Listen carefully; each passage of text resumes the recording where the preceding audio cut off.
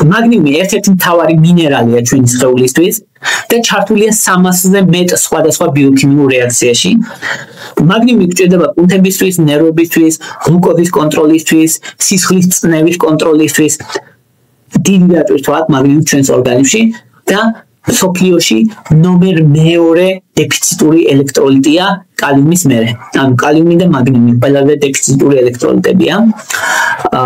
მაგნიუმის დეფიციტი დაახლოებით 30% ზრდასრულებს აქვთ და დღეს გეტყვით top 7 ნიშანს, რითიც შეგვიძლია მივხვდეთ, რომ მაგნიუმის დეფიციტი შეიძლება ჰქონდეს და რომელი მაგნიუმის ფორმა როდის ვიხმართ, იმიტომ ძალიან ბევრი მაგნიუმის ფორმები არსებობს.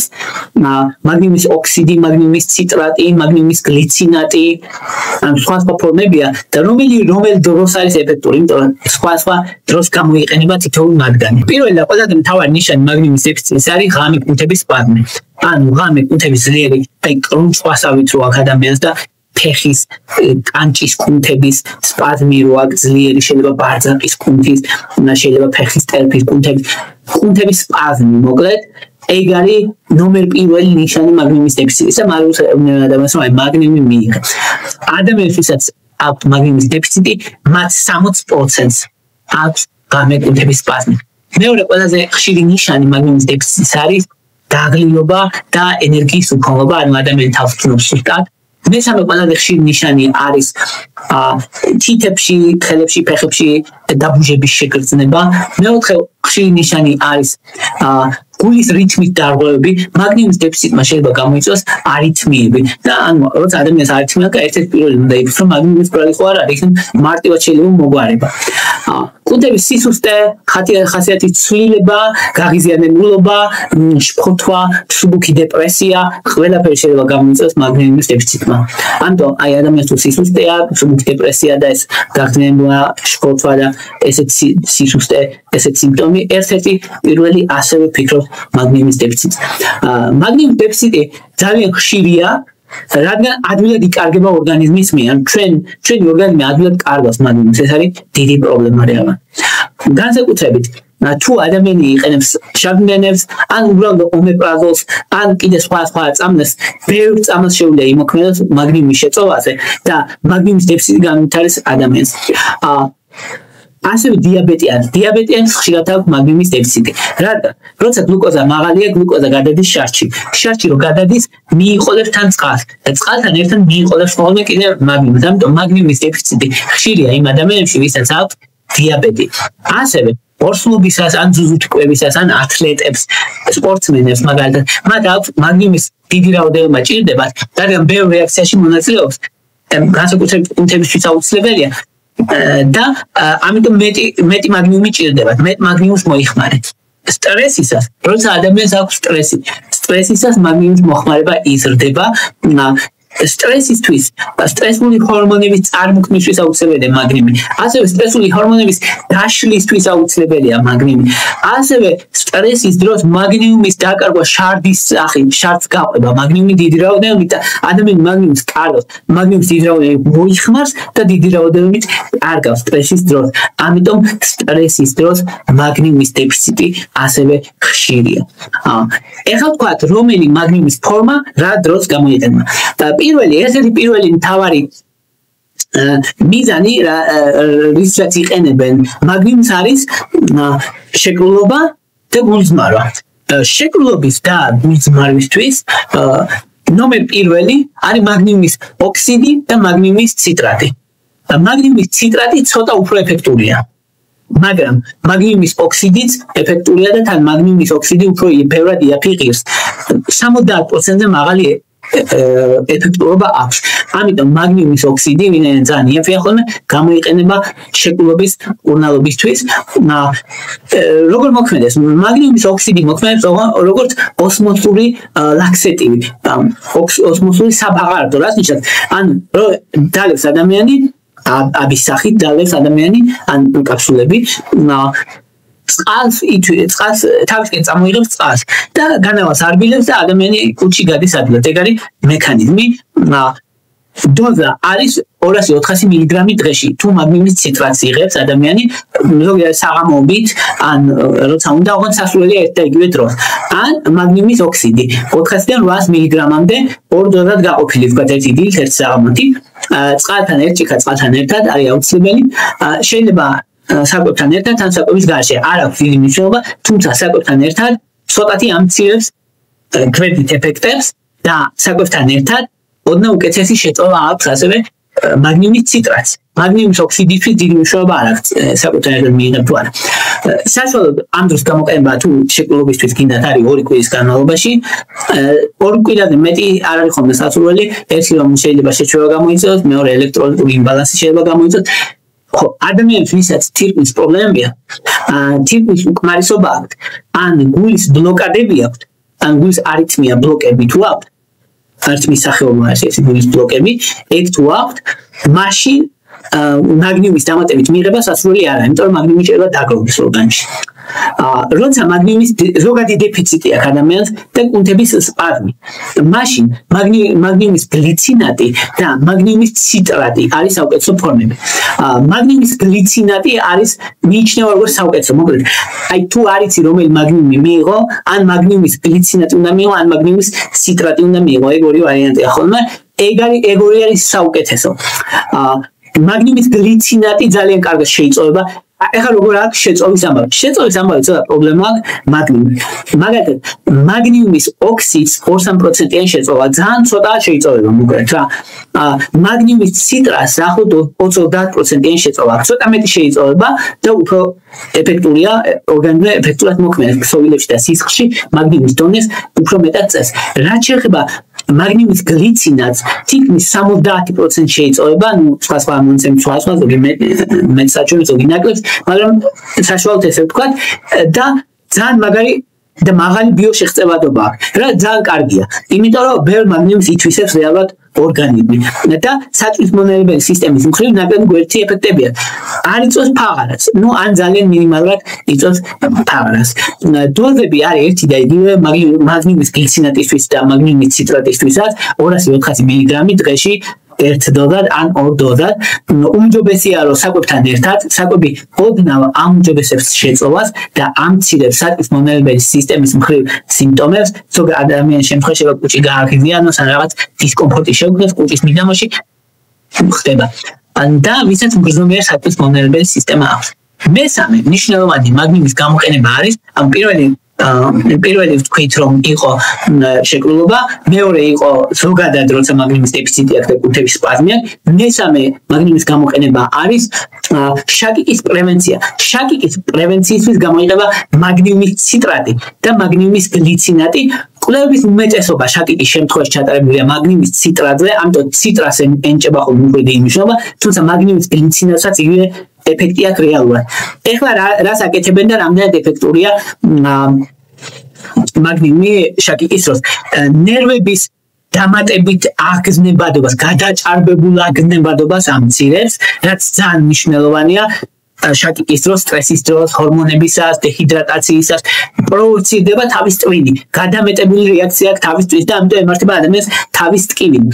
მეორეს მხრივ NMDA რეცეპტორებს აბლოკირებს მაგნიუმი და ასევე ნერვული უჯრედების გადამეტებულ რეაქციას ამცირებს, რაც ასევე ერთ-ერთი მნიშვნელოვანი ტრიგერია შაკიკის დროს. ამიტომ თავის ტვინის აგზნებადობას, ამ ზედმეტ აგზნებადობას ამცირებს, რაც ძალიან კარგი და სწორი ამ შემთხვევაში, ამიტომ რომ ამერიკის თავის ტკივილის ასოციაცია, ევროპის თავის ტკივილის ფედერაცია ესენი აღიარებენ მაგნიუმს როგორც მეორე დონის მტკიცებულებას, რაც საკმაოდ ეფექტურს ნიშნავს რეალურად შაკიკის პრევენციისთვის და ამიტომ რომ გაიდლაინებში შეტანილი არის როგორც შაკიკის პრევენციისთვის ერთ-ერთი საშუალება. კვლევების 80% ჩატარებულია მაგნიუმის ციტრატზე, ამიტომ მაგნიუმის ციტრატი და არა გლიცინატი, თუმცა ორივე შესაძლებელია რომ მიიღოს ადამიანმა, ორივეს აქვს მაღალი ეფექტურობა მოკლედ. დოზირება ამ შემთხვევაში ცოტა მაღალი უნდა იყოს, ან ზოგადად 200-400 მილიგრამია დღის განმავლობაში. შაკიკის პრევენციისთვის არის 400-600 მილიგრამი დღის განმავლობაში ორ დოზად გაყოფილი, მინიმუმ 3 თვე ან მეტი. ზოგი ადამიანი ბევრად დიდხანს იღებს ხოლმე. ეხლა რამდენ უსაფრთხოა მაგალითად 400-600 მილიგრამი მაგნიუმი დღის განმავლობაში. თუ კი ადამიანს თითქმის პრობლემა არ აქვს უსაფრთხოა. ელემენტარული მაგნიუმის დონე ორგანიზმის უსაფრთხო დონე არის დღეში 350 მილიგრამი. ელემენტარული მაგნიუმი ნიშნავს, რომ მაგნიუმის იონები პირდაპირ არაშეკავშირებული ფორმით და ასე შემდეგ. და თუ ვიტყვით გლიცინატს ან ციტრატს, მაგნიუმის ციტრატი ან გლიცინატი, მაშინ ამ შემთხვევაში 2 გრამამდე შეუძლია, ან უსაფრთხო დოზა გვაქვს 2 გრამთან მოკლედ და ამიტომ 400-600 მილიგრამი არა პრობლემა, 2000 გრამი უსაფრთხო დოზა. ამიტომ 400-600 მილიგრამი არ მიიჩნევა პრობლემად. ხანგრძლივი მიღების შემთხვევაშიც კი, რა თქმა უნდა, ადამიანს უნდა ქონდეს ნორმალური თირკმლები. ეს მნიშვნელოვანია და გულის პრობლემები არ უნდა ქონდეს. ხშირად, ვისაც შაკიკისთვის უნდა მაგნიუმის მიღება 6-12 თვის განმავლობაში იღებენ ხოლმე, ზოგჯერ მეტ ხანსაც იღებენ. სასურველია საკუთთან ერთად. თირკმლის ფუნქციის კონტროლი მნიშვნელოვანია. თირკმლის ფუნქცია არ უნდა იყოს შესუსტებული. ეს ძალიან მნიშვნელოვანია. თუ კი ადამიანს უნდა მიიღოს მაგნიუმი უკეთესი ძილისთვის, ინსომნია თუ აქვს, შფოთვები თუ აქვს, სტრესი თუ აქვს, მაგნიუმის გლიცინატია საუკეთესო ფორმა. მაგნიუმის გლიცინატი ბლოკავს NMDA რეცეპტორებს, როგორც გითხარით, და ამცირებს ტვინის ზემოთად აღგზნებას და ამშვიდებს ნერვებს. პირდაპირ გაგებია, თუ კი შეიძლება თქვა, რომ ნერვები დაიმშვიდე, აი მაგნიუმის გლიცინატი პირდაპირ ნერვებს ამშვიდებს. ასევე აქტივებს GABA რეცეპტორს. GABA არის მთავარი დამამშვიდებელი ნეიროტრანსმიტერი ჩვენ ტვინში. ან თუ ვიყვით, რომელია მთავარი დამამშვიდებელი ნეიროტრანსმიტერი ჩვენ ტვინში? ეს არის GABA და GABA-ს აქტივებს. ასევე ამცირებს კორტიზოლს. კორტიზოლი არის სტრესული ჰორმონი და სტრესული ჰორმონი შემცირება ხელს უწყობს რელაქსაციას. დამატებით გლიცინი, ანუ რა თქვია, მაგნიუმის გლიცინატი ქვია, ხო? ან მაგნიუმი დაკავშირებულია გლიცინთან. გლიცინი არის ამინომჟავა. ეს ამინომჟავა თავისთვის ცალკე თამაშობს. შედის თავის ტვინში და დამამშვიდებელი ეფექტი აქვს თავის ტვინზე. სხეულის ტემპერატურას ამცირებს და ამითი ძილს უწყობს ხელს და კუნთებსაც ადუნებს და დამშვიდებას უწყობს ხელს. ამიტომ გლიცინატი ფორმა საუკეთესოა, თუ დამშვიდება გინდა გლიცინატი ფორმა საუკეთესოა, მაგნიუმის გლიცინატი. ციტრატს, მაგნიუმის ციტრატს ასევე აქვს ეფექტი, თუმცა ნაკლები. ამიტომ მაგნიუმის გლიცინატს იყენებენ, თუ დამშვიდება გინდა ნერვები თუ გინდა დაიმშვიდო, მაგნიუმის გლიცინატი უნდა მიიღო.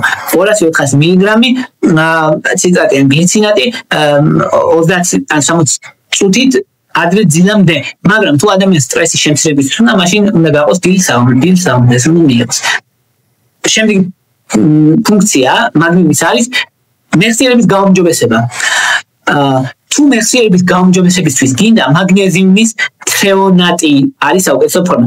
მაგნეზიუმის თრეონატი არის შექმნილი სპეციალურად იმისთვის, რომ თავის ტვინში შეაღწიოს საუკეთესო, ანუ უშუალოდ თავის ტვინისთვის, თავის ტვინში რომ გაიზარდოს მაგნიუმის დონე და აუმჯობესებს სინაფსურ კავშირებს, ტვინის ნეიროპლასტიურობას აუმჯობესებს, რაც სწავლისთვის და ადაპტაციისთვის ძალიან მნიშვნელოვანია და ასტაბილურებს ნეირონებს. ნეირონების სიგნალების გადაცემას ასტაბილურებს და ეგეც აუცილებელია სწავლისთვის.